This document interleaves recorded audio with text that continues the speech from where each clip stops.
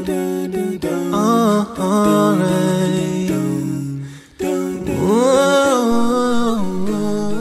alaikum, Faheem. Wa alaikum salam. Nice to have you here.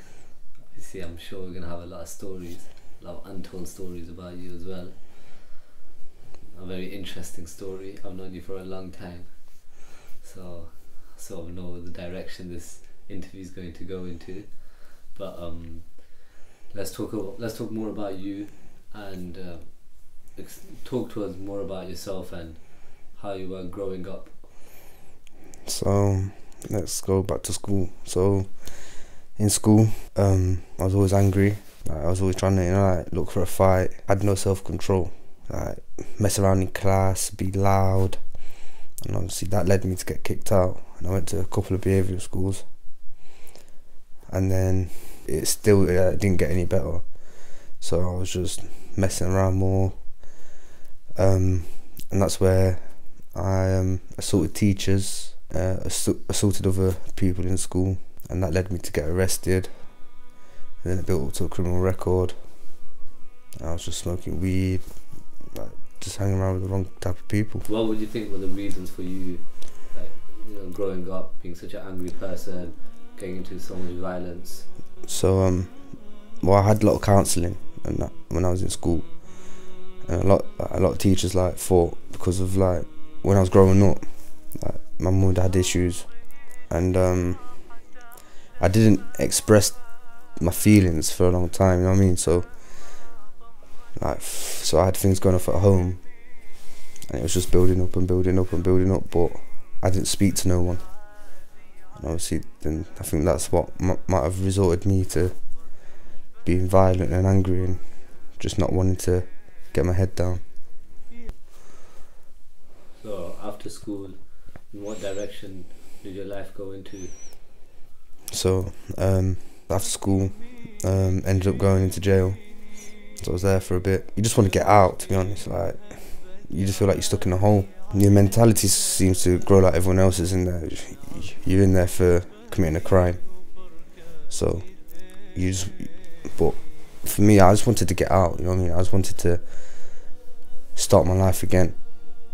Just wanted that second chance. You know what I mean? I didn't want to be like these other people, getting in jail, coming back out, getting back in jail. I wanted to have a purpose in my life.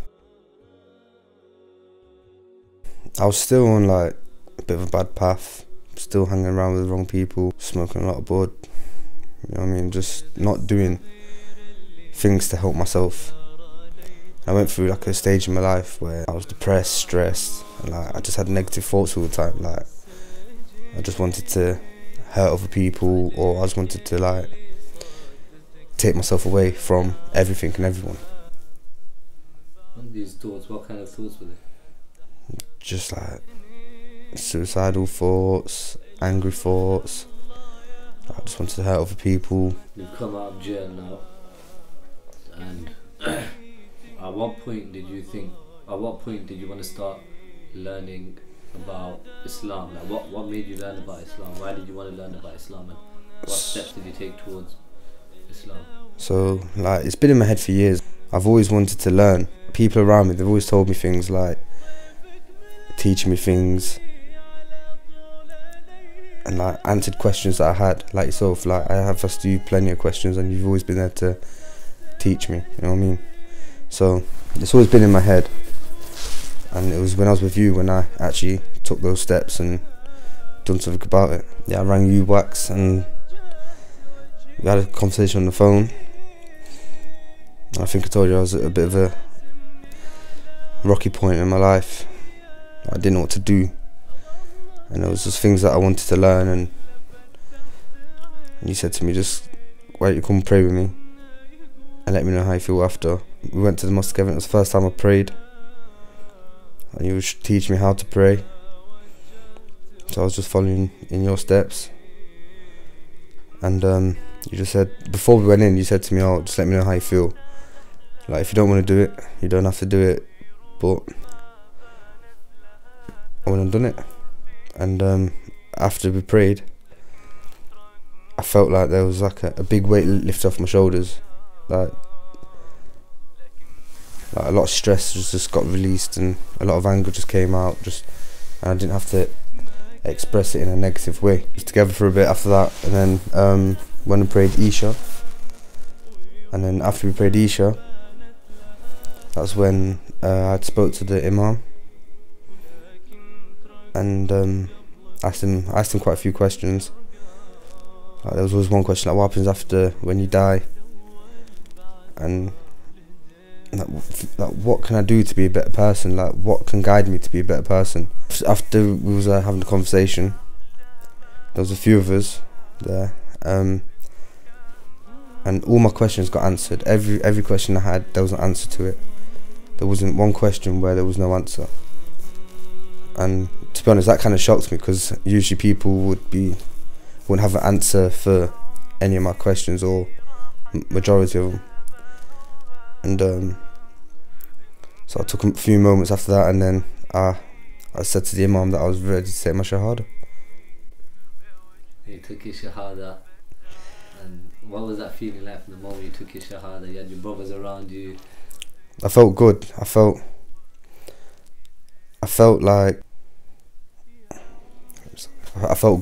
there was more meaning to my life. You know what I mean? Like, I wasn't just a person waking up out of bed, going to work. I felt like I took a big step, a life-changing step. The 6th of December, Isha Namaz, you took your Shahada.